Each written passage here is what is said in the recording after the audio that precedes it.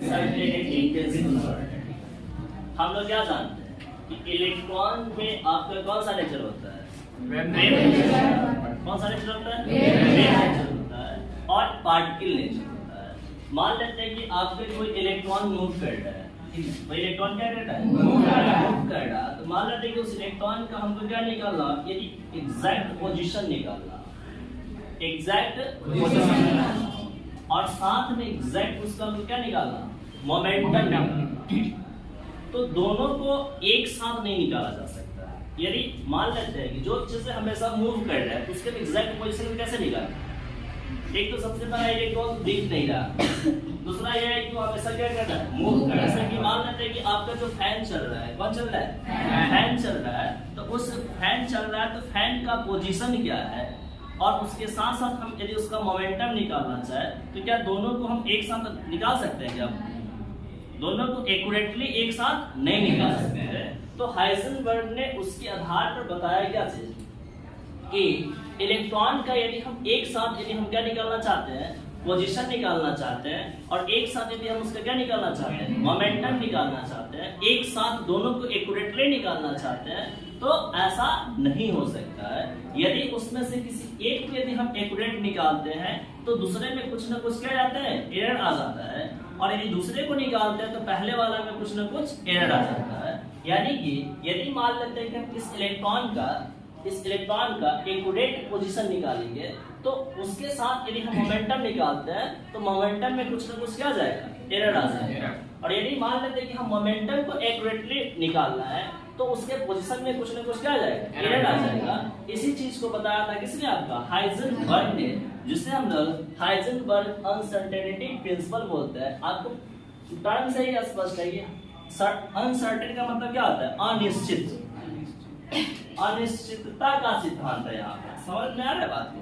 इसको हम क्या बोलेंगे, अनिश्चितता का सिद्धांत बोलेंगे।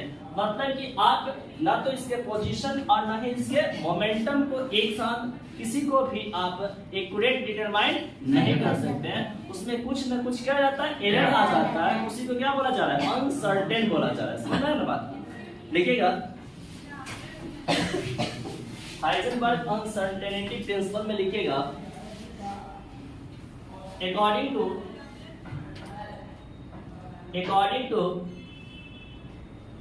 this principle,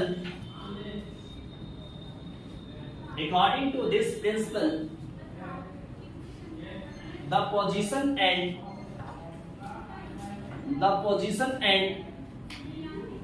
momentum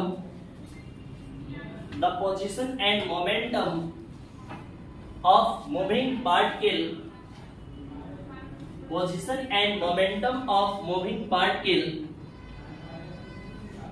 particle cannot be determined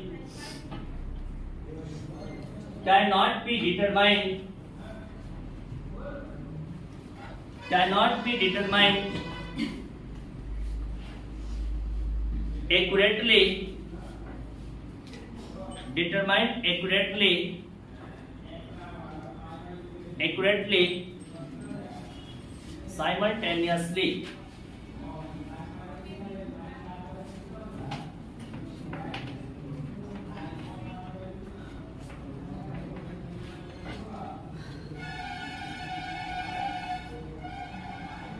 Current options को क्या लिखेगा, if we try to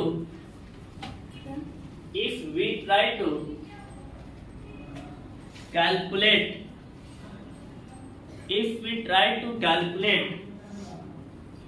accurate value of position, then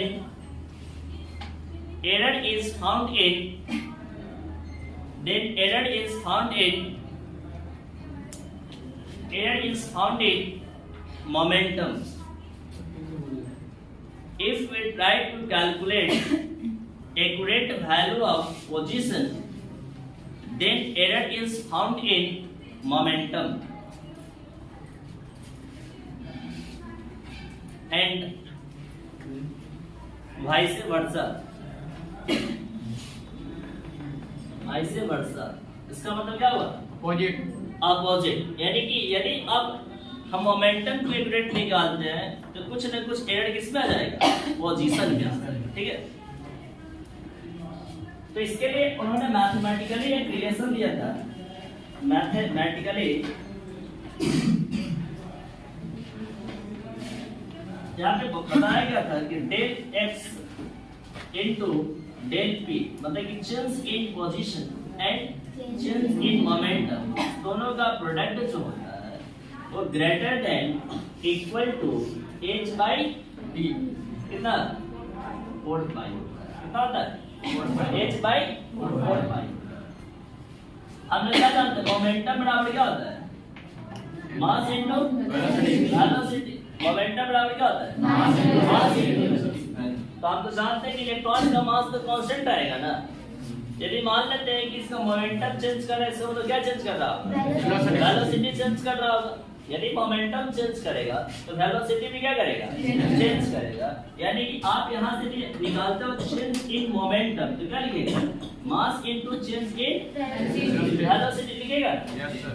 यदि मान लेते हैं कि यहां पे हम लोग लिख दे delta x into delta p करके क्या लिख दे? n into delta v greater than equal to कितना? h by. और आप यहां से क्या लिख सकते हैं? Delta x into delta v greater than equal to h by 4 by n। ऐसा लिख सकते हैं? एक इक्वेशन आपका यह हो गया और एक इक्वेशन आपका, ठीक है, जहां पे डेल्टा x क्या है आपका?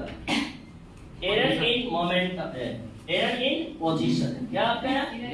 Error in position, error in position. Delta p क्या आपका? Error in momentum, error in momentum. और आपका डेल्टा v जो हो गया वो क्या हो गया? एरर इन वेलोसिटी या चेंज इन वेलोसिटी भी बोल सकते हैं। ठीक है, इसमें भी कुछ ना कुछ क्या आ जाएगा? एरर आ जाएगा। एक साथ यदि हम कैलकुलेट करना चाहते हैं, ठीक है, यही है आपका क्या? Heisenberg uncertainty principle.